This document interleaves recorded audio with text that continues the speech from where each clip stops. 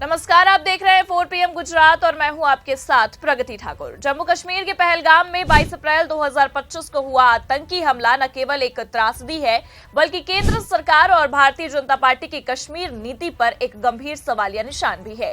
इस हमले में 26 लोगों की जानें गई हैं, जिनमें ज्यादातर पर्यटक थे और ये घटना कश्मीर घाटी में सुरक्षा व्यवस्था की बदहाली को उजागर करती है।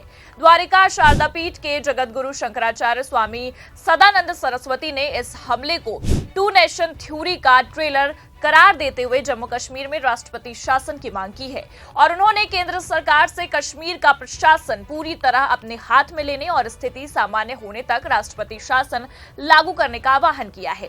शंकराचार्य का ये बयान बीजेपी के लिए एक तीखा हमला है, जो कश्मीर में अपनी सख्त नीतियों और अनुच्छेद 370 हटाने के बाद शांति स्थापित करने के दावों को लेकर हमेशा गर्व करता रहा है। आपको बता दें कि बीजेपी ने 2019 में अनुच्छेद 370 को निरस्त करने के बाद दावा किया था कि ये कश्मीर में स्थायी शांति और विकास का मार्ग प्रशस्त करेगा। गृह मंत्री अमित शाह ने कई बार संसद और सार्वजनिक मंचों पर कहा कि कश्मीर अब आतंकवाद से मुक्त होकर पर्यटन और समृद्धि की ओर बढ़ रहा है, लेकिन पहलगाम हमले ने इन दावों की पोल खोल दी है।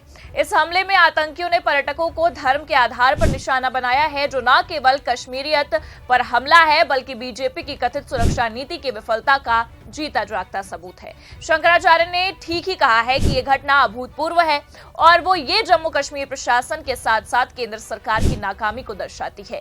बीजेपी ने कश्मीर में अपनी सत्ता को मजबूत करने के लिए कई कदम उठाए, जिनमें स्थानीय नेताओं को हाशिए पर धकेलना, प्रशासनिक नियंत्रण को केंद्रीकृत करना और सुरक्षा बलों को असीमित अधिकार देना शामिल है। लेकिन ये हमला साबित करता है कि नीतियों ने ना तो आतंकवाद को खत्म किया और ना ही कश्मीरियों के बीच विश्वास जीता। आपको बता दें कि शंकराचार्य ने यह भी आरोप लगाया कि कश्मीर प्रशासन ने केंद्र सरकार का सहयोग नहीं किया और ये सवाल उठता है कि बीजेपी जो केंद्र में सत्ता में, आखिर क्यों इस प्रशासनिक अक्षमता को नियंत्रित नहीं कर पाई है। शंकराचार्य ने पहलगाम हमले को टू नेशन थ्योरी का ट्रेलर बताते हुए पाकिस्तान के सेना प्रमुख जनरल आसिम मुनीर के उस बयान का हवाला दिया, जिसमें उन्होंने 16 अप्रैल 2025 को इस्लामाबाद में टू नेशन थ्योरी का बचाव किया था।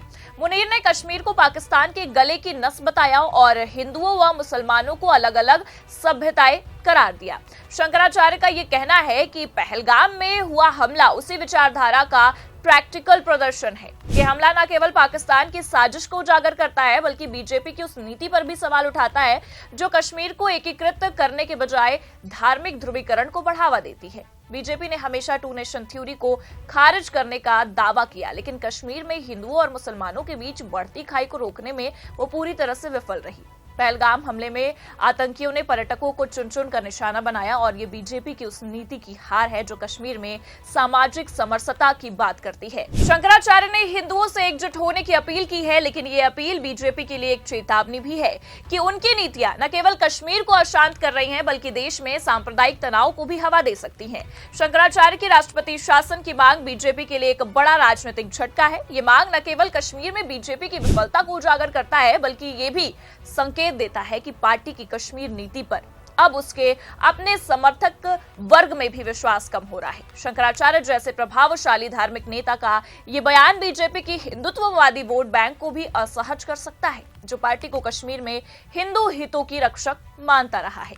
अब आपको बता दें कि राष्ट्रपति शासन की मांग का मतलब है कि जम्मू कश्मीर का वर्तमान प्रशासन, जो अप्रत्यक्ष रूप से केंद्र सरकार के अधीन है, इस संकट से निपटने में असमर्थ है। बीजेपी ने 2019 के बाद से कश्मीर को केंद्र शासित प्रदेश बनाकर पूर्ण नियंत्रण अपने हाथ में ले लिया था, लेकिन पहलगाम हमला यह साबित करता है कि यह नियंत्रण केवल कागजी है। शंकराचार्य ने यह भी कहा कि कश्मीर प्रशासन हिंदू आबादी को बसने से रोकता है और ये आरोप बीजेपी के लिए और भी शर्मनाक है, क्योंकि पार्टी ने हमेशा कश्मीरी पंडितों की वापसी और हिंदुओं के लिए कश्मीर में सुरक्षित माहौल बनाने का वादा जो किया था, वहीं पहलगाम हमले ने बीजेपी की सुरक्षा नीति को पूरी तरह से बेनकाब कर दिया है। हमले के बाद सुरक्षा एजेंसियों ने स्वीकार किया कि आतंकियों के तार पाकिस्तान से जुड़े हैं और ये हमला लश्कर-ए-तैयबा के सहयोगी संगठन द रेजिस्टेंस फ्रंट ने किया है। ये वही संगठन है जिसे पाकिस्तान की ISI से समर्थन मिलता है। बीजेपी सरकार ने 2019 के बाद से कई बार ये दावा किया कि उसने सीमा पार से आतंकवाद को खत्म कर दिया है, लेकिन ये हमला ये साबित करता है कि पाकिस्तान अभी भी कश्मीर में आतंकी गतिविधियों को अंजाम दे रहा है। वहीं आपको बता दें कि हमले की टाइमिंग भी बीजेपी के लिए सवाल खड़े करती है। ये हमला तब हुआ है जब अमेरिकी उपराष्ट्रपति जेडी वेंस भारत के दौरे पर थे। सुरक्षा एजेंसियों का यह मानना है कि ये हमले का उद्देश्य कश्मीर में अशांति का माहौल दिखाकर भारत की अंतर्राष्ट्रीय छवि को धूमिल करना था। लेकिन सवाल यह है कि बीजेपी सरकार जो खुफिया तंत्र को मजबूत करने का दावा करती है, इस साजिश को पहले क्यों नहीं भाप पाई? क्या ये खुफिया तंत्र की विफलता नहीं है, जिसके लिए गृह मंत्रालय और केंद्र सरकार ही जिम्मेदार है? अब आपको बता दें कि बीजेपी ने कश्मीर को हमेशा अपनी राजनीतिक रणनीति का हिस्सा बनाया है। अनुच्छेद 370 को हटाने का फैसला हो या कश्मीरी पंडितों की वापसी का वादा, इन सभी मुद्दे को पार्टी ने अपने हिंदुत्ववादी एजेंडे के लिए इस्तेमाल किया। लेकिन हकीकत यह है कि कश्मीर में ना तो शांति स्थापित हुई और ना ही विकास का कोई ठोस परिणाम दिखा। पहलगाम हमले के बाद कश्मीर में पर्यटन उद्योग पर गहरी चोट पड़ी है, जो स्थानीय अर्थव्यवस्था का एक बड़ा हिस्सा है। बीजेपी ने कश्मीर को पर्यटन हब बनाने की बात कही थी, लेकिन इस हमले ने साबित कर दिया कि पर्यटकों के लिए कश्मीर अभी भी असुरक्षित है। शंकराचार्य ने यह भी कहा है कि कश्मीर प्रशासन और पाकिस्तान दोनों नहीं चाहते कि कश्मीर में हिंदू आबादी बढ़े। ये बयान बीजेपी के लिए एक बड़ा सवाल खड़ा करती है, क्योंकि पार्टी ने हमेशा कश्मीरी पंडितों के पुनर्वास को अपनी उपलब्धि के रूप में पेश किया।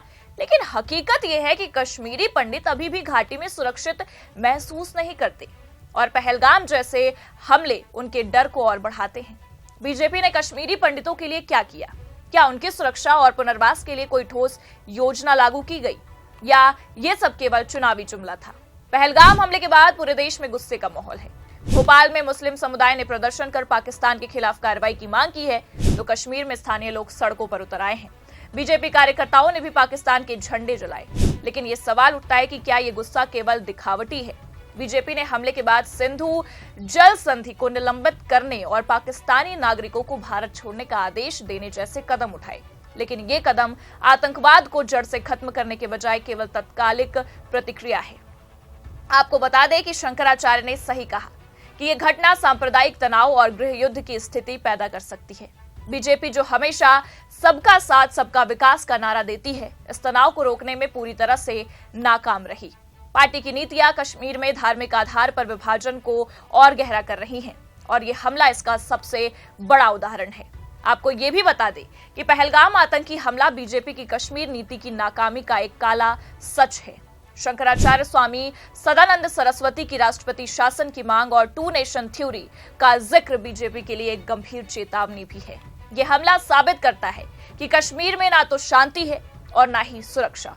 बीजेपी को अब अपने खोखले दावों और जुमलों से बाहर निकलकर कश्मीर की जमीनी हकीकत को स्वीकार करना ही होगा। कश्मीर में शांति और विकास के लिए केवल सख्ती नहीं, बल्कि समावेशी नीतियों और स्थानीय लोगों के विश्वास की जरूरत है। शंकराचार्य का बयान बीजेपी के लिए एक आईना है, जो उसे अपनी विफलताओं का आकलन करने के लिए मजबूर करता है।